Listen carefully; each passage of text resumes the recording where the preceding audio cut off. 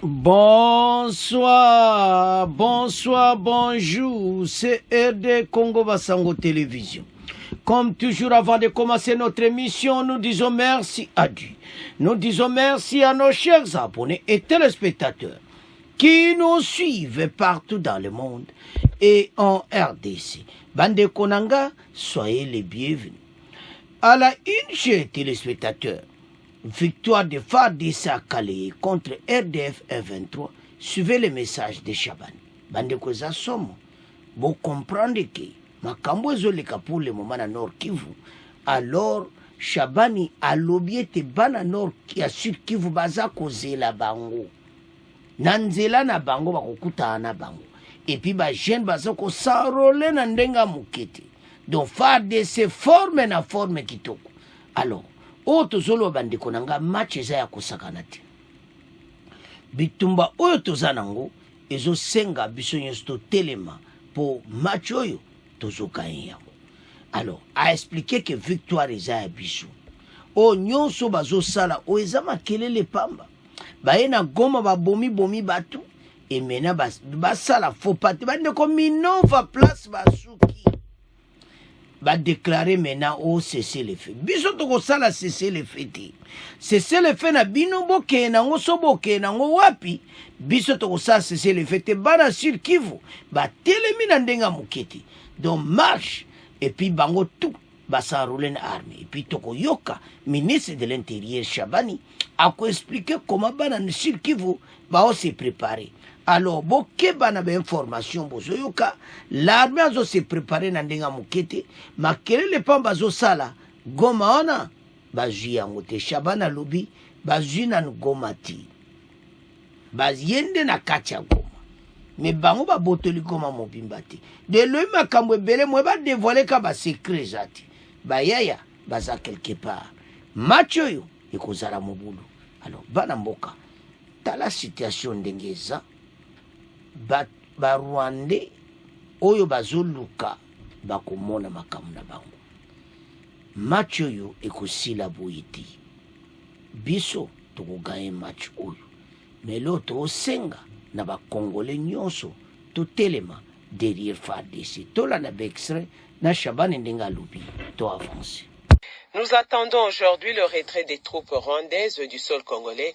Elles n'ont pas de place ici, ça doit être clair. Propos de Patrick Mouyaya, ministre de la Communication et Médias, répondant à une question d'un journaliste sur le communiqué des occupants rwandais qui demandait un cessez-le-feu humanitaire à Goma. C'était lors du briefing de presse d'hier lundi, co-animé avec son collègue de l'Intérieur. Pour le porte-parole du gouvernement congolais, il n'y croit plus aux communiqués provenant des occupants car ils sont pour la plupart mensongers. Les propos de Patrick Mouyaya sont recueillis par Blaise Shindani Kambala. Bon, écoutez, nous sommes coutumiers de ces communiqués pour la plupart mensongers. Mensongers, c'est bien que vous ayez parlé du Rwanda, parce que vous avez compris l'interpellation du vice-premier ministre dès le départ. Il n'est plus du tout question de parler d'un mouvement de marionnettes, de gens qui viennent se réjouir lorsqu'il y a des milliers de Congolais qui ont perdu la vie, avant que eux n'arrivent pour se réjouir. Je ne voudrais pas revenir dans d'autres détails, mais c'est des paroxysmes du cynisme de voir ses frères mourir de cette façon et venir après, revendiquer ce qui a été fait par les autres. C'est très dangereux. Et donc, le communiqué, tout ce qui est dedans est totalement faux. Ce que nous attendons aujourd'hui, par exemple, c'est le retrait de troupes rwandaises. Ils n'ont pas de place en République démocratique du Congo. Ça doit être clair. De Bukavu, le vice-premier ministre Chabani a rassuré que les populations locales sont extrêmement mobilisées pour barrer la route à l'évasion rwandaise. Répondant à une question, Jacques Chabani a souligné que la ville de Goma n'est pas prise par des troupes rwandaises, mais plutôt occupée par les Rwandais. Il a rassuré qu'avec les efforts déployés, la victoire sera congolaise. Interrogé sur la rumeur selon laquelle les Rwandais seraient au niveau du Congo-Brazzaville pour attaquer la RDC à partir de ces derniers pays, le vice-premier ministre de l'Intérieur a souligné qu'on ne gère pas les pays sur base des rumeurs. Nous sommes rassurés qu'ensemble avec vous, dans cette prise de conscience, nous allons vaincre cette guerre. Bandeko Tolandi Chabani. na Mouyaya bazaki na conférence de presse tolandi situation na biso à l'est bitumba oyo eza na kale baza kobunda biso togai bango nde tozawa kale eza na maboko ya FARDC Minova tokolanda bango Minova wana entière tokozwanga mpo bitumba esama na Minova mais bango basengi cesser le feu. Alors cesser le feu sur base afati azokende na nini donc tokoyoka ndeni makambo kolela mais lotoyosa bakongolais ete match eza ya biso tokoganye yango 100% mpe tokobengana l'ennemi du territoire congolais.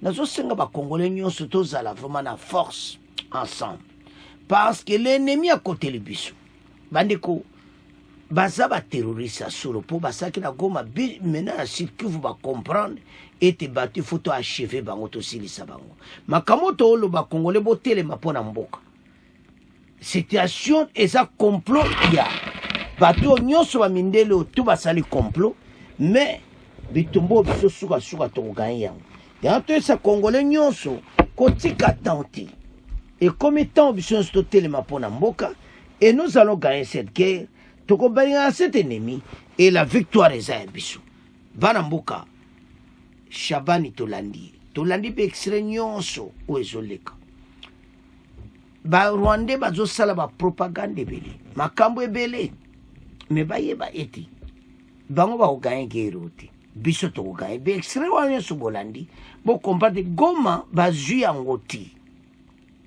entière mati donc bayebi ozoleka te me maweza nde bazopie bazoyiba wa voiture mituka bakatsa ngo Rwanda bazoyiba biloko ya batu donc ba Rwanda oyo tokomona na bino très bien match oyo ndenge ezokende victoire eza ya biso nasenga bakongolais nyonso totelema mpona armée partout FARDC bendele koya te oyo ezoleka na est suka tokoganye. Alors bana mboka c'est à ce point to comme clôturer mission bo s'abonner massivement à la chaîne RD Congo Basango. Au revoir, à la prochaine.